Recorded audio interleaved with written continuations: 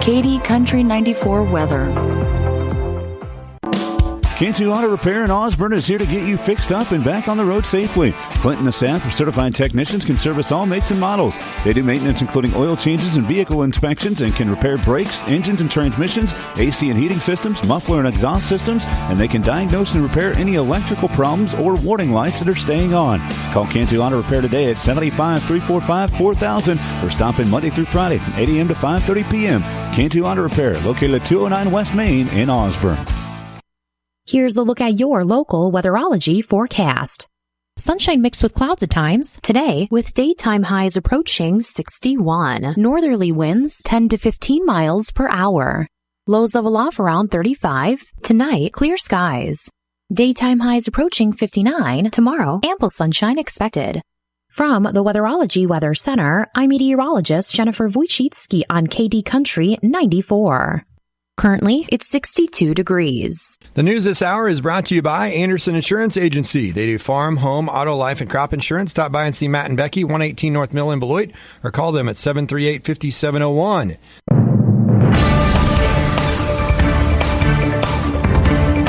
Keeping you informed, this is KD Country 94 and Z96.3 News.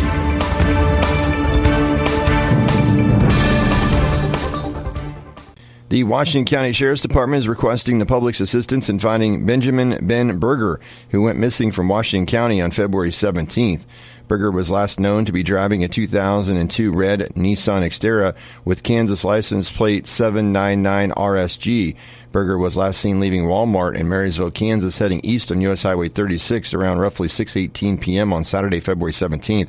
According to the Washington County Sheriff's Office, Berger has not been in contact with his family or friends since the afternoon of the 17th. Berger is 44 years old. He's 5'7" and weighs 230 pounds. He is bald and has hazel eyes. If you have any information regarding Berger's disappearance or you know of his whereabouts or you see his vehicle, call the Washington County Sheriff's Office at 785-325-2293 or the Kansas Bureau of Investigation at 785-296-4017. A number of Americans are dealing with cellular outages on AT&T, Cricket Wireless, Verizon, T-Mobile, and other service providers. According to data from Down Detector, AT&T had more than 50,000 outages this morning in locations including Houston, Atlanta, and Chicago. Cricket Wireless had more than 9,000, the outage tracking website said today. Verizon had more than 2,000 outages, and T-Mobile had more than 1,000 outages. Boost Mobile had more than 450 outages. Have a job opening to tell you about. Agmark LLC has a full-time position open on their accounting team in the Beloit office. The successful candidate should have customer relations skills and enjoy people, organizational skills and attention to detail, excellent communication skills, proficient computer skills with knowledge of Microsoft Office, positive attitude and ability to work with a diverse group of people in a team setting, be flexible and adaptable, problem-solving skills, minimum 2 years of office experience and or post-high school education. Agmark LLC is a profitable company offering an excellent benefit package, including competitive wages, 401k, co-op retirement, health and dental insurance, PTO, and more. Agmark LLC is an equal opportunity employer. Applications will be taken until the position is filled. To apply, please send your application to mfink@agmarkllc.com. Applications can be found on their website, agmarkllc.com. Today's community calendar is brought to you by Heart Choices Pregnancy and Parenting Resource Center, offering free pregnancy tests, pregnancy counseling, and parenting classes at 16 Independence in Beloit and their satellite locations in Concordia, Osborne, and Smith Center. You can call 738-3433 for an appointment or check them out at their website, heartchoicesbeloit.com. Lenten meals will be served to the public at 5:30 p.m. with Lenten service to follow at 6:15 p.m. at the Zion Lutheran Church in Beloit on Wednesdays from February 28th until March the 20th. Stomp Out Cancer, live pro wrestling this Saturday, February 24th. Doors open at 6:30. The bell at 7 o'clock at Lakeside Elementary School in Cocker City. Fundraiser for Matt Alford. Tickets at the door, $15. Kids 5 to 13, $15. Discounts to active and retired military. Advanced tickets available for $10 at Backyard Lodge and Igor's Curiosities Monster Museum. And also, we can tell you that there is a Lincoln Management Unit local work group meeting coming up Tuesday, February 27th from 1 to 3 p.m. at the Finch Theater at 122 East Lincoln Avenue in Lincoln, Kansas.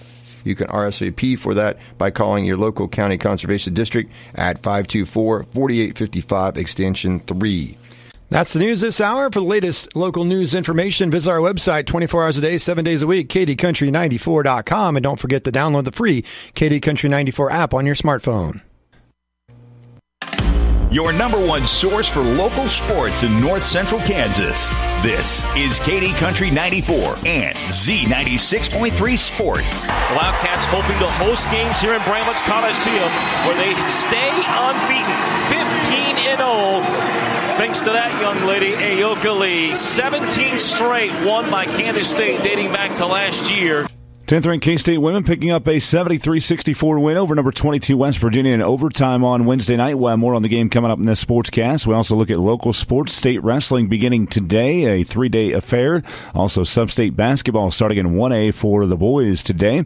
We have our athlete of the week in the area, and a well-known former Royal has retired. It's all coming up in this sportscast on KD Country 94 and Z96.3 The Lake. The 2024 Kansas State High School Activities Association State Wrestling Tournament gets underway today. Area athletes in Salina competing. 11 immediate area wrestlers in all are headed to the state tournament. 10 on the boys side in 3-2-1A. 1 in the 4-1A girls tournament. For Beloit, Brogan Monty was a regional champ a week ago and is defending state champ from 106 last year, wrestling up at 113 this season. Brody Boudreaux is qualifying for state for the second straight year as well, making it in the 215-pound weight class. Beloit coach Cade Hewitt likes the draws each of his wrestlers received. Brogan Monty got the number 1 seed in his bracket. I really like where he sits in the bracket and his opportunity to return to the finals and try to put state championship number 2 on the wall. Looking at Brody Boudreaux, we got a great draw in the bracket. We've been telling Brody, don't overlook that first match. Go out and dominate matchup number 1. I really think it will propel his momentum. Also at 215 pounds, Grant Middleton of Lakeside's at the state tournament. Caden Schultz of Osborne qualified at 157. Both are sophomores and made it back after qualifying as freshmen. Jason Knoll coaches both wrestlers, and he gave his thoughts on the prospects for the weekend. Caden's sitting pretty good. We'll have a tough match that first round, of course. He's built a lot of confidence, too. And Grant, it's going to be tough. He's going to have to wrestle probably the best tournament he has in the last 2 years to get a win and get on the medal stand. Hopefully we can get 2 on the medal stand, and if we don't, I know they're going to leave it all on the mat. Smith Center has 5 boys and 1 girl at state this year. Eli Franklin, the defending state champion at 215 pounds, is back after being a regional runner-up. Also returning to state, Luke Franklin at 190, Carson Montgomery at 285, Parker Hutchinson at 150, and Gaina McCoy at 157, both making their first state appearances on the boys' side. And also on the girls' side at 190, Casey Harrodsburg qualifying for the Lady Red.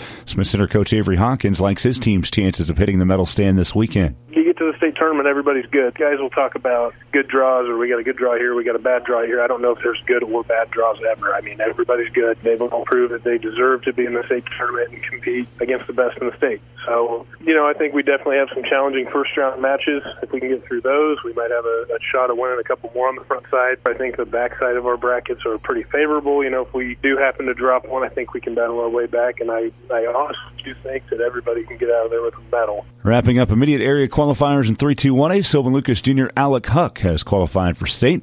You can listen to KD Country 94 for reports from state wrestling today, tomorrow, and Saturday.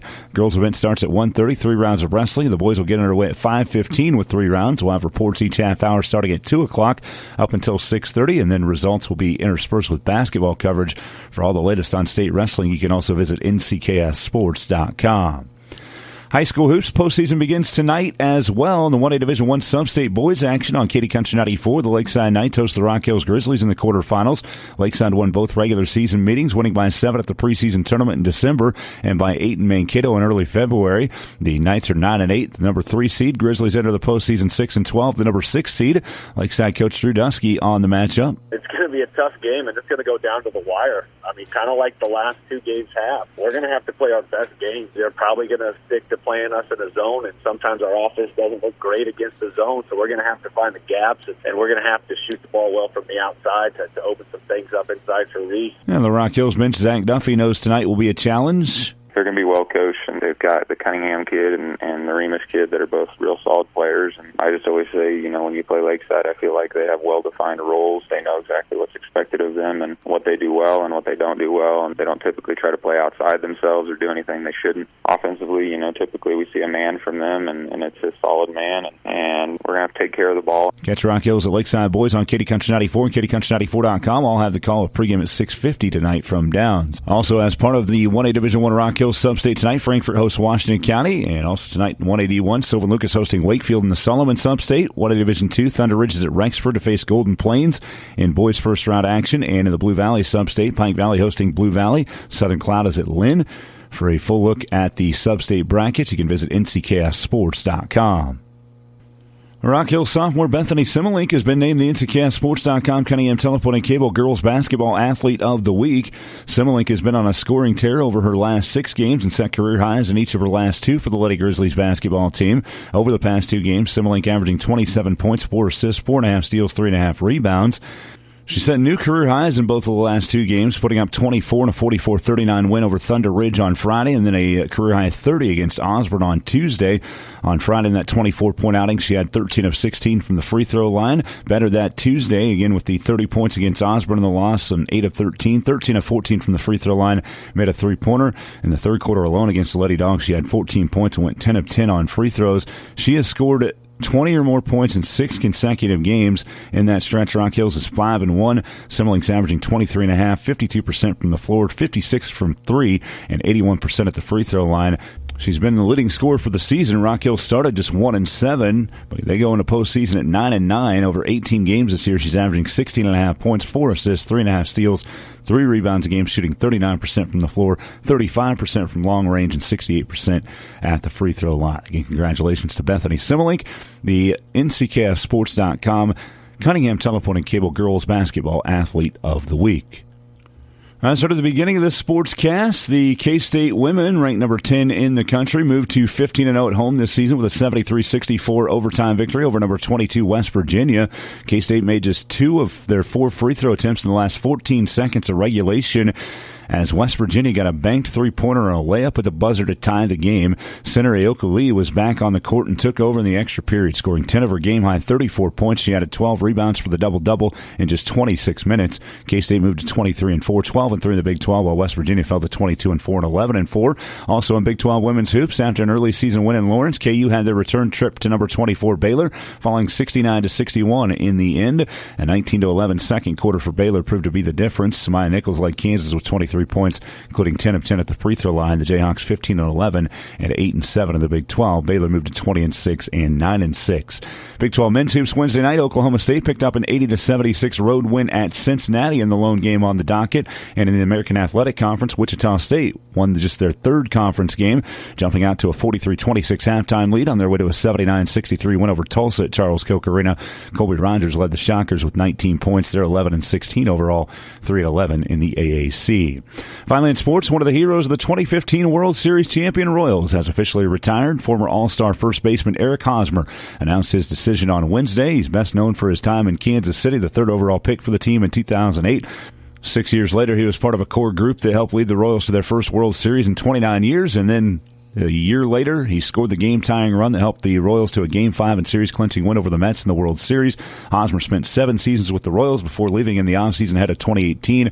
Played with the Padres, the Red Sox, and then just 31 games for the Cubs before being released last season. You can read more on Hosmer's career accolades at MLB.com. That's a look at sports on your sports leader in North Central Kansas, Katy Country 94 and Z96 Point through the Lake. Sportcast is brought to you by Zach's Ace Hardware in Beloit. I'm Dusty Donis.